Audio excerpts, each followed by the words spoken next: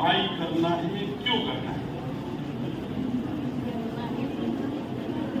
આપણે ભણવાનું છે તો કેમ ભણવાનું છે? આ ચીજ आपको खबर है? हमें क्यों पढ़ाई करना है, एजुकेशन हासिल करना है, क्यों करना है?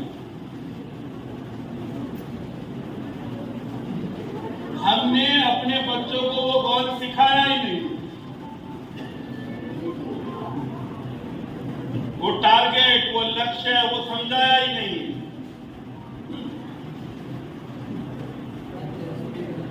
कि तुम्हें पढ़ाई करना है तो क्यों करना है? मैं अल्हम्दुलिल्लाह ये अक्सर जो है हमारी जो आबादी है वो मुसलमान आबादी है, तो आसानी से समझ पाए, इसलिए मैं मिसाल लेकर एक बात समझाऊं कि हम कुरान पढ़ते हैं तो क्यों पढ़ते हैं? मदरसे में बैठकर कुरान पढ़ना हम सीखते हैं, क्यों सीखते हैं? दीनी तालीम हम हासिल करते हैं, क्यों करते हैं? जमात में जाकर सारे अरकान को हम सीखते हैं, क्यों सीखते हैं? तो हमारे सामने एक बात होती है कि भाई मैं तालीब इल्म बनकर ये सारी चीजों को इसलिए सीखता हूं कि मैं नमाज पढ़ सकूं, मैं अल्लाह की इबादत कर सकूं। ये सारी चीजें एक सिस्टम है। कुरान की तिलावत करना ये एक सिस्टम है, नमाज पढ़ना ये एक सिस्टम है, धार्मिक सिस्टम है।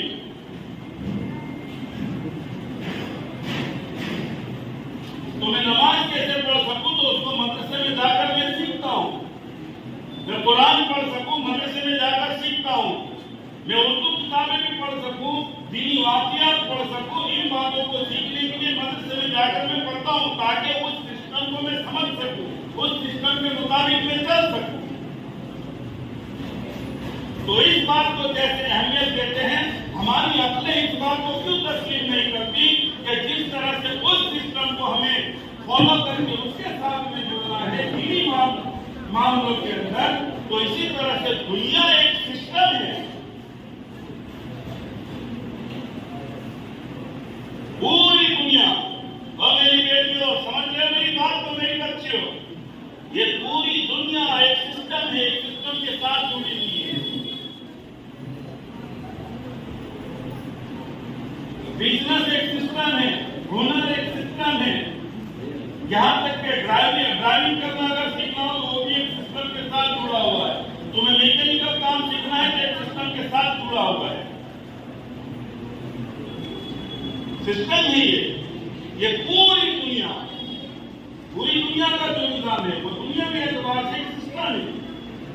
तो उस सिस्टम को समझने के लिए एजुकेशन हासिल करना है, उस सिस्टम को समझने के लिए हमें पढ़ना है। हमारी सोच और समझ इस बात पर एक मुंतहा को पहुंच जाती है कि भाई पढ़ाई इसलिए करना कि जॉब मिल जाए, नौकरी मिल जाए, और फिर हम ये बात सोचकर खामोश हो जाते हैं कि कहाँ आज के जमाने में नौकरी मिलेगी। मैं ये मानता हूं कि इससे छोटी शायद सोच कुछ नहीं है कि हम सिर्फ नौकरी के लिए पढ़ाई करना सोचते हो। नहीं, एपीजे अब्दुल कलाम साहब यूं फरमाते थे कि इस नीयत से जो जिस मुल्क के अंदर लोग पढ़ाई करेंगे कि मुझे जॉब मिल जाए, नौकरी मिल जाए। एपीजे कलाम साहब यूं फरमाते जब इस नीयत के साथ पढ़ाई करेंगे जिस मुल्क के अंदर, उस मुल्क के अंदर नौकर लोग ही पैदा होंगे, शेख पैदा नहीं होंगे।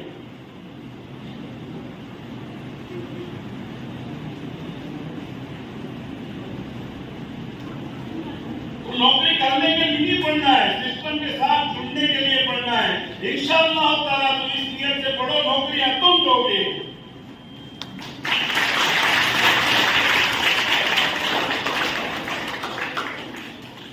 लोगों के लिए जॉब ऑफर तुम करोगे।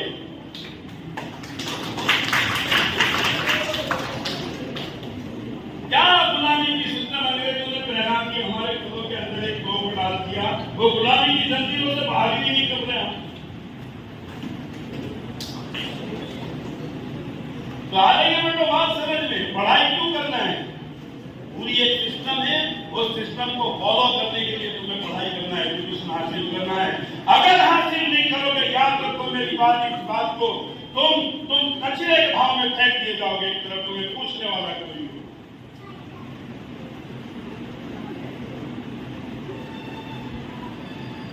अक्कलकुआ के मोहतमीम साहब मौलाना गुलाम मोहम्मद मस्तानी साहब रहमतुल्लाह अलैह उनकी कब्र को नूर से मुनव्वर फरमाए, जब हमारे शहर के अंदर तशरीफ लाए तो वो कहते थे कि लोगों पढ़ाई करो, एजुकेशन हासिल करो, अगर एजुकेशन तुमने हासिल नहीं किया तुम्हारी चमन निकली है।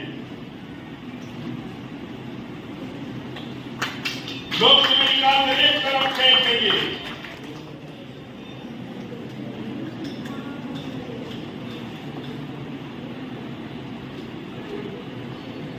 ये एजुकेशन जो है ये तुम हासिल करोगे और मेरे प्यारो तुम्हारी मिसाल इस तरह की बन जाएगी कि अंधों के दरमियान में तुम आंख वाले बन जाओगे।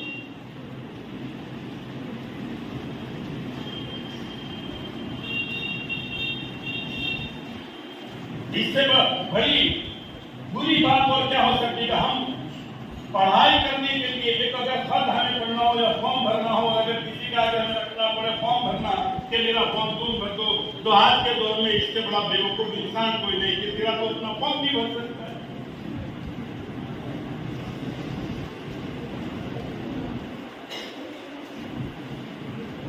एजुकेशन को महत्व जैसे मैंने मिसाल से बताया, जैसे मजहब की बातों को समझने और सीखने के लिए उस सिस्टम को फॉलो करके वो एजुकेशन लेना पड़ता है। इसी तरह से दुनिया के अंदर तुम हो, दुनिया के साथ में हमारे साथ सब चीजें जुड़ी हुई है, हमारी जिम्मेदारियां हमारे साथ में जुड़ी हुई है। हम फैमिली क्रिएट करने वाले लोग हैं, हम सोसाइटी में रह रहे, एक शहर से दूसरे शहर सफर करने वाले लोग हम हैं। ये सारे निजाम के अंदर हम चल रहे हैं, तो फिर इस निजाम को फॉलो करना पड़ेगा। और इसकी अहमियत इस्लाम के अंदर बड़ी बहुत अहमियत है। बदर का मामला हुआ, वाकया मशहूर है, आप लोगों ने सुना होगा कि बदर का एक अजीब वाकया पेश आया है।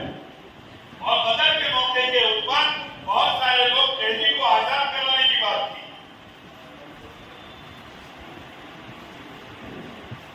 तो उसके अंदर दंड प्रक्रिया की गई। बदर के मौके पे दंड प्रक्रिया की गई कि इन कैदियों को आजाद करने के लिए, इन कैदियों को छोड़ने के लिए क्या किया जाए। तो उनकी रकम मुकर्रर हुई कि भाई ये रकम, लेकिन बहुत सारे कैदी ऐसे थे जिनके पास रकम नहीं थी। तो जनाब मोहम्मद रसूलुल्लाह सल्लल्लाहु अलैहि वसल्लम ने उन लोगों के लिए फिदिये के तौर पर क्या बात बताई? पता है, ये चीज जो बताई है ये हमें अहमियत देती है कि पढ़ाई कितनी अहम चीज है। अगर इस बात को हुजूर सल्लल्लाहु अलैहि वसल्लम की इस बात को हम समझ लेंगे, इंशाअल्लाह ताला पूरी एजुकेशन सिस्टम कितनी हमें समझ में आ जाएगी। उन कैदियों को आजाद करने के लिए जनाब मोहम्मद रसूलुल्लाह सल्लल्लाहु अलैहि वसल्लम ने यूं फरमाया कि तुम्हारे अंदर जो कैदी पढ़े लिखे हैं वो मेरी कौम के अनपढ़ लोगों को पढ़ना सिखा रही है, उसका फिदिया है। जो पढ़ना सिखा देगा वो आजाद है।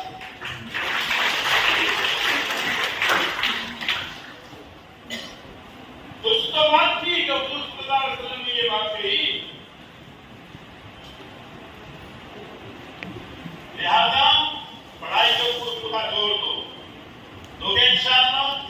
और यहाँ पर जिम्मेदार हजरात अलग-अलग शहर से तशरीफ लाए हुए हैं, आप लोग भी मेरे प्यारों अपनी स्कूलों का निजाम बेहतरीन करने की एक सोच बनाओ और स्कूल का निजाम बेहतर करने के लिए एक दूसरे के साथीदार बनो, एक दूसरे के मददगार बनो।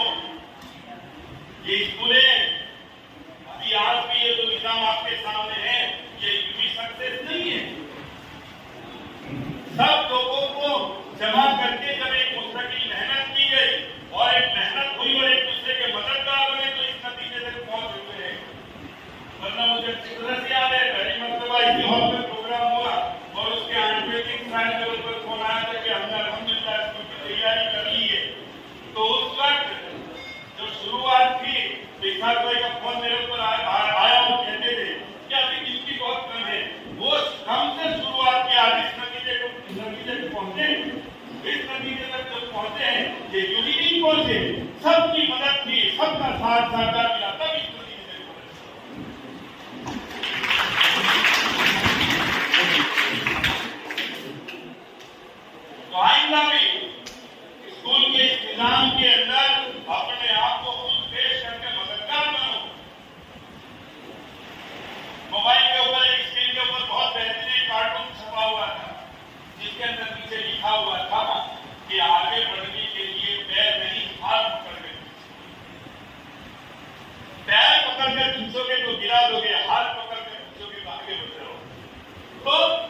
निजाम को आगे बढ़ाने के लिए एक दूसरे के पैर मत खींचना,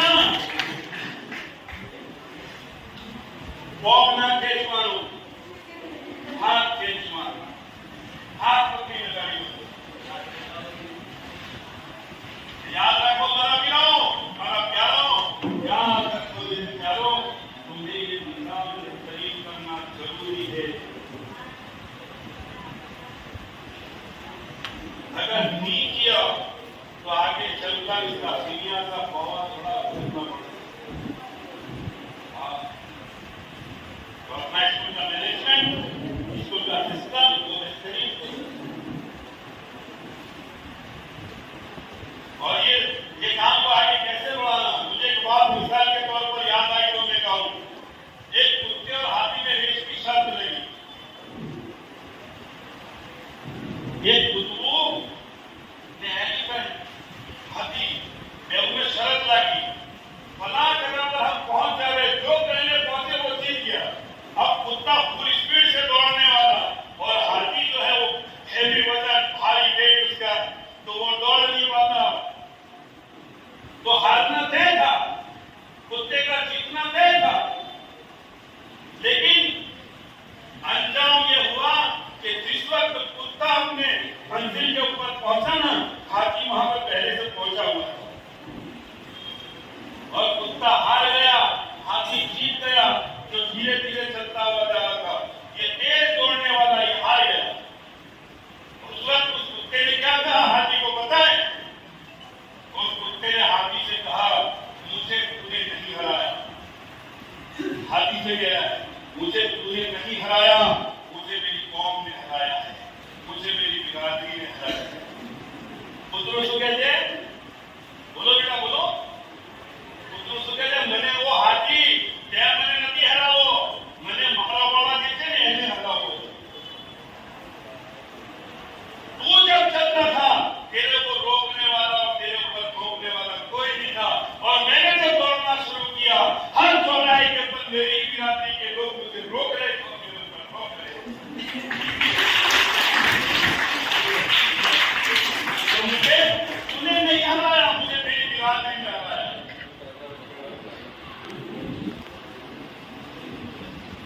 अब बताओ, रेस जीतने वाले में किसकी मिसाल अपने ऊपर फिट करोगे पूरी समाज को लेकर? चाहे आहिस्ता भी चल रहे हो, लेकिन सक्सेस तुम्हारे सामने हो। उसके लिए क्या करना है? रुकावटें पैदा मत करो। याद रखो मेरे दोस्तों, तुम्हारा कट्टर विरोधी भी हो, मतभेद हो, देखो हम एक दूसरे के साथ में जुड़े हुए होते हैं, रिश्तेदारियां हैं, बिजनेस भी है, व्यापार भी है। कहीं ना कहीं हमारे अंदर में ऊंच नीच आ जाए तो मतभेद बन जाता है, लेकिन वो मतभेद बनने से हो सकता है तुम्हारा विरोध पक्ष, तुम्हारा विरोधी वो तुम्हारा विरोधी हो सकता है, लेकिन वो भी जब कौम की बात को लेकर कोई अच्छा कदम उठाए तो उसके पैर खींचकर या उसको गिराकर उसके अपनी आपसी मतभेद के अंदर उसको गिराने की कोशिश कर अपने कौम का नुकसान मत कर। ताली तो इसी बात को होनी चाहिए था बेटा।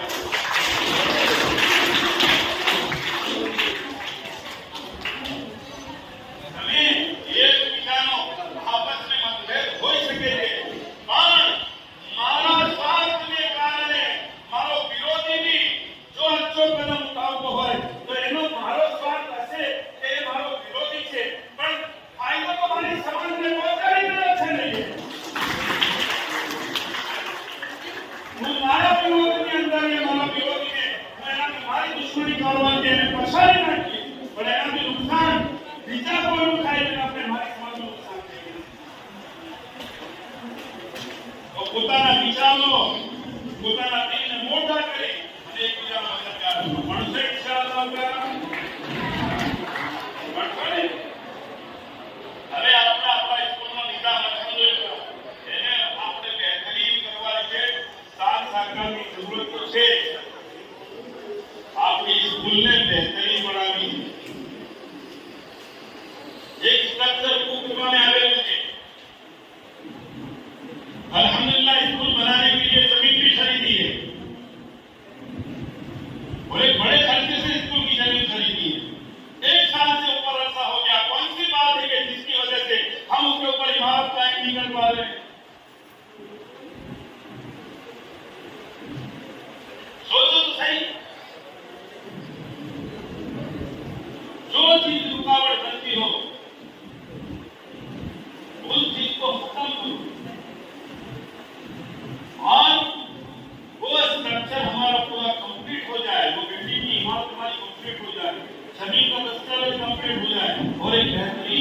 निजाम, उसके अंदर पढ़ेगा तो अच्छा हो जाएगा।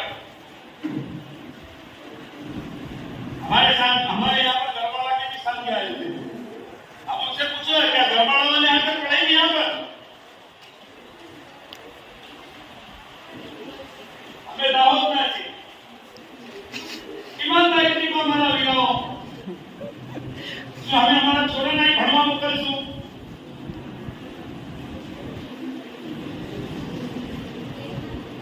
हमारा गांव में बोले हाथ फाटी अंदर काटा माने एक पौधे को हमारे मुकर सु तुम्हारे ही बच्चे पढ़ेंगे, तुम्हारे अपने बच्चे पढ़ेंगे उसके अंदर।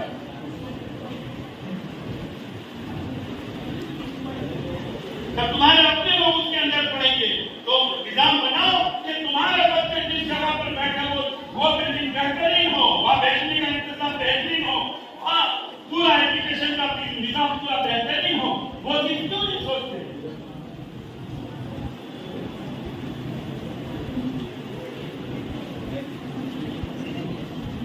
एक के घर के ऊपर जाकर उनकी मुलाकात करो, उनकी खुशामद करो, ये हमारी कौम की ताकत है।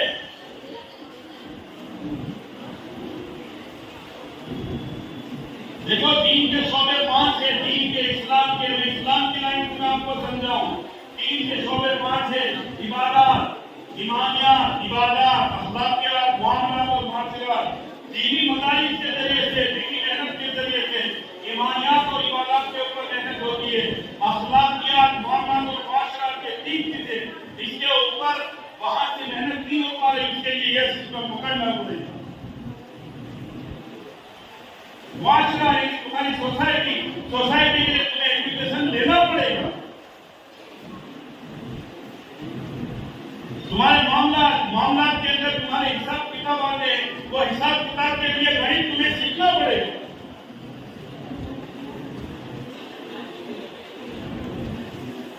ये दीन का शोभा है और अल्हम्दुलिल्लाह हमारे इस्लाम को हाथ में है। आप उनसे पूछ लो, हनफिया मसलक के मुताबिक आप उनसे मसला पूछो, ये बताएंगे दीन के मसाइल सिर्फ 25% है। सही बात है? दीन के मसाइल कितने परसेंट है? 25%। और ये दुनिया की लाइन के जो मसाइल है वो 75% है। वो 75% को छोड़कर 25% के ऊपर तो मेहनत हो रही है। 75 के ऊपर क्यों मेहनत नहीं करते? उसको क्यों नहीं समझ रहे? आज हमारी सोसाइटियां बेकार हो रही है, बिजनेस में हम पीछे हो रहे हैं। क्यों हो रहे हैं? हमने वो लाइन का हुनर हासिल नहीं किया। हमने वो मार्केट क्यों खड़े नहीं कर पाए? क्यों तो उस मार्केट को खड़ा करने वाला एजुकेशन हमने हासिल नहीं किया। हमारे बिजनेस को स्टाइल क्या क्यों हम नहीं बना पा रहे हैं? क्योंकि बिजनेस को जिस लेवल पे ले जाना है उस लेवल वाला एजुकेशन हमने हासिल नहीं किया। तो अब क्या करना? अब क्या करना? देखो वो हुनर हासिल करने का जो सिस्टम है, जो एजुकेशन का जो पूरी एक सिस्टम बनाई हुई है, उसको फॉलो